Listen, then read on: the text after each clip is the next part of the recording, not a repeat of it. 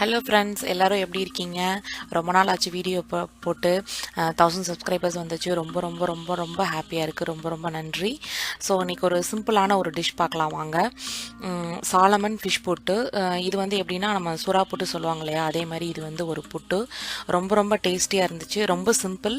So நார்மலாக நம்ம எப்போவுமே ஃபிஷ் பண்ணுறதுக்கு பொதுவாக இந்த மாதிரி ட்ரை பண்ணுங்கள். ரொம்ப டேஸ்ட்டாக இருந்துச்சு. வாங்க எப்படி பண்ணுறதுன்னு பார்க்கலாம் இந்த ஃபிஷ் புட்டுவை. ஸோ புட்டு வந்து எப்பவுமே வந்து ஆவியில் வேக வச்சுட்டு அதுக்கப்புறம் தாளிப்பாங்க இல்லையா, அதே மாதிரி தான் நான் இட்லி சட்டியில் வந்துட்டு மேல் தட்டு மட்டும் வைக்கலாம் அப்படின்னு சொல்லிட்டு எண்ணெய் தடவிட்டு அதுக்கப்புறம் இந்த ஃபிஷ் வைக்கலாம் அப்படின்னு சொல்லிட்டு எண்ணெய் தடவினேன். அதுக்கப்புறம் இந்த ஃபிஷ்ஷு பார்த்தீங்கன்னா கலர் வந்து கொஞ்சம் அந்த ஆரஞ்சு இல்லைன்னா ரெட் அந்த மாதிரி தான் இருக்கும். இந்த ஃபிஷ் வந்து பார்த்தீங்கன்னா உதுத்ததுக்கப்புறம் வந்து அந்த சும்மா ரொம்ப மெஸ் ஆகாமல் ரவுண்ட் ரவுண்டாக பிடிக்காமல் இது வந்து உதிரி உதிரியாக தான் வரும். அதனால் இது வந்து ரொம்ப ரொம்ப நல்லா இருந்துச்சு, அப்படியே டேஸ்ட்டாக. ஸோ இது நீங்கள் கண்டிப்பாக அந்த சாலமன் ஃபிஷ்ஷில் வந்து உங்களுக்கு கண்டிப்பாக இதை ட்ரை பண்ணி பாருங்கள், உங்களுக்கு கண்டிப்பாக பிடிக்கும். ஸோ இது வந்து ஒரு 10 மினிட்ஸ் வந்து ஆவியில் வேக வச்சுட்டு அதுக்கப்புறம் வந்து அந்த இருக்கிற முள் தோல் எல்லாத்தையும் எடுத்துட்டு அந்த இதை மட்டும் வந்து தனித்தனியாக அப்படியே உதுத்தி கையிலேயே உதுத்து வச்சிடலாம். இது ரொம்ப டேஸ்ட்டாக இருந்துச்சு. இந்த சாலமன் ஃபிஷ் வந்து எப்பவுமே ஃப்ரை இல்லைனா வந்து குழம்பு பண்ணுவோம் நாங்கள். ஸோ இதை பண்ணி பார்த்தா ரொம்ப நல்லா டேஸ்ட்டாக இருந்துச்சு. ஒரு 10 மினிட்ஸ் மட்டும் வேக வச்சா போதும். சால்ட்டு எதுவுமே ஆட் பண்ண தேவையில்லை. ஜஸ்ட் இதில் மட்டும் அப்படியே ஆவியில் வேக வச்சதுக்கப்புறம் பார்த்தீங்கன்னா வந்து இந்த மாதிரி ஆகிடும். இதில் வந்துட்டு ரொம்ப சூடாக வந்து உரிக்க வேணாம். ஒரு 10 மினிட்ஸ் ஆற விட்டு அதுக்கப்புறம் வந்து ஒரு பிளேட்டில் எடுத்து வச்சுட்டு அதுக்கப்புறம் வந்து அந்த முள்ளெல்லாம் எடுத்துட்டு அந்த இதெல்லாம் எடுத்து வைங்க. உள்ளே இருக்கிற அந்த ஃப்ளஷை மட்டும் எடுத்து வைங்க. சூடாக ஊதுத்துனா என்னாகும் அப்படின்னா வந்து அப்படியே எல்லாம் ஒன்றோட ஒன்று ஒட்டிக்கும். ஸோ நல்லா ஆறுனதுக்கப்புறம் தனித்தனியாக எடுத்துட்டு எல்லாத்தையும் உதுத்து வச்சிட்டோம் அப்படின்னா வந்து ரொம்ப டேஸ்ட்டாக இருக்கும். இது ரொம்ப நல்லாயிருக்கும். ரச சாதம், சாம்பார் சாதம் இதுக்கெல்லாம் வந்து ரொம்ப டேஸ்ட்டாக இருக்கும்.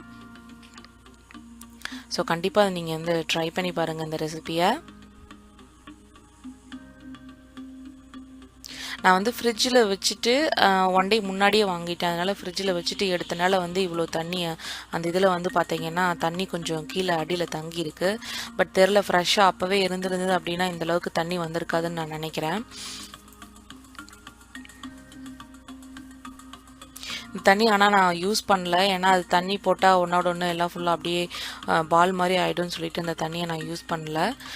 அதுக்கப்புறம் பார்த்தீங்கன்னா இது ஆறுனதுக்கப்புறம் இதில் இருக்கிற முள் தோல் எல்லாத்தையும் எடுத்துட்டு அப்படியே கையிலேயே சும்மா உதுத்துற மாதிரி உதுத்தி வச்சுட்டேன்.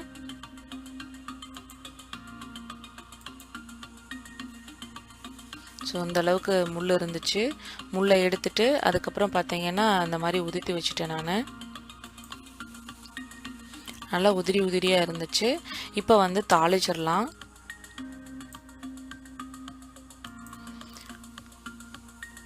ஸோ ஃபஸ்ட்டு வந்து எண்ணெய் கொஞ்சம் கடுகு போட்டேன். எண்ணெய் கொஞ்சம் நிறையா ஊற்றினா தான் வந்து அது நல்லா டேஸ்ட்டாக இருக்கும். அதனால் நான் நிறையா எண்ணெய் ஊற்றிருக்கேன். நான் வந்து இப்போது தேங்காய் எண்ணெய் தான் அதை யூஸ் பண்ணேன். அதுக்கப்புறம் வந்து இஞ்சி பூண்டு பார்த்தீங்கன்னா பேஸ்ட்டாக போடல, அப்படியே நான் வந்து சின்னதாக அப்படியே துருவிட்டேன். உங்களுக்கு இஞ்சி பூண்டு பேஸ்ட் இருந்ததுன்னா வந்து பேஸ்ட்டு போட்டதுனாலும் போட்டுக்கலாம், அப்படியே வந்து துருவுறதுனாலும் அந்த ஃப்ரெஷ்ஷாக நல்லா டேஸ்ட்டாக இருந்துச்சு. அப்படியே போட்டு அந்த எண்ணெயிலே நல்லா வதங்கொட்டதுக்கப்புறம் வந்து ஆனியன் ஆட் பண்ணிக்கலாம்.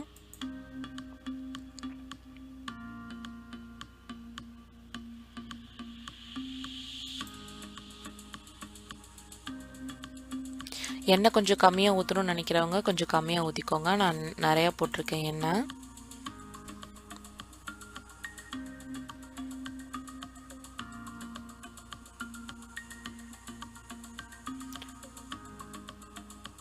நம்ம வந்து ஃபஸ்ட்டே இதில் எண்ணெயில் போடுறதுனால வந்து அந்த இஞ்சி பூண்டு பச்சை வாடையெல்லாம் எதுவுமே அடிக்காது.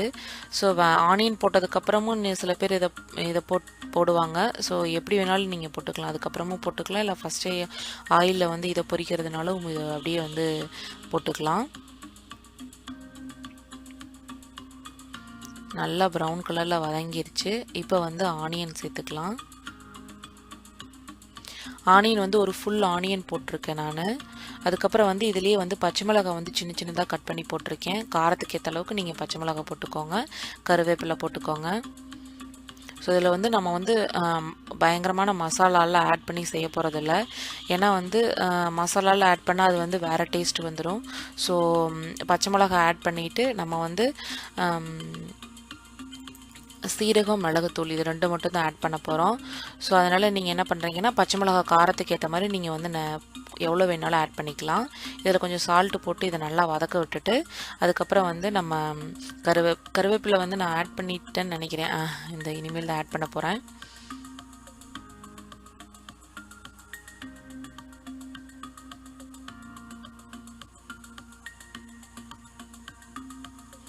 கருவேப்பிலையும் கொஞ்சம் நிறையா போட்டுக்கோங்க, நல்லாயிருக்கும் இந்த டேஸ்ட்டு. ஸோ இங்கேயெல்லாம் வந்து பார்த்திங்கன்னா சுறா போட்டு அதெல்லாம் கிடைக்கிறதே இல்லை. அதனால் வந்து இது வந்து பார்த்திங்கன்னா ரொம்ப நல்லா டேஸ்ட்டாக இருந்துச்சு. கண்டிப்பாக நீங்கள் ட்ரை பண்ணி பாருங்கள். இதில் நான் வந்து கொஞ்சம் மஞ்சத்தூள், சீரகம், பெப்பர் தூள் இது 3 மட்டும்தான் ஆட் பண்ணியிருக்கேன். காரத்துக்கு வந்து நீங்கள் நிறையா பச்சை மிளகாய் போடுங்க, நல்லா டேஸ்ட்டாக இருக்கும். நான் வந்து ஒரு 3 தான் போட்டேன். காரம் வந்து ரொம்ப போட்டால் அவங்க குழந்தைங்க சாப்பிட மாட்டாங்க அப்படின்னு சொல்லிட்டு. ஸோ எல்லா தூள்லாம் ஆட் பண்ணிவிட்டு அதுக்கப்புறம் வந்து ஃபிஷ்ஷை போட்டு அப்படியே பரட்டி எடுத்துட வேண்டியதான். கொஞ்சம் நேரம் அப்படியே நல்லா வந்து சிம்மிலேயே வச்சுட்டு அதுக்கப்புறம் அப்படியே பரட்டி விட்டுக்கிட்டே இருந்தோம் அப்படின்னா அந்த இதெல்லாம் வந்து பெப்பர் தூள் இதெல்லாம் வந்துட்டு நல்லா உள்ளே இறங்கிடும். அதுக்கப்புறம் இதுக்கு தேவையான கொஞ்சம் சால்ட்டு இப்போ போட்டுக்கலாம்.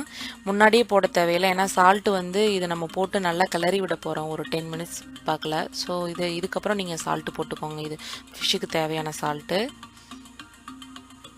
ஸோ அப்படியே சிம்மிலேயே வச்சு இப்படி கிளறி விட்டுக்கிட்டே இருந்தோம் அப்படின்னா வந்து அந்த நல்ல டேஸ்ட்டு வந்துடுது.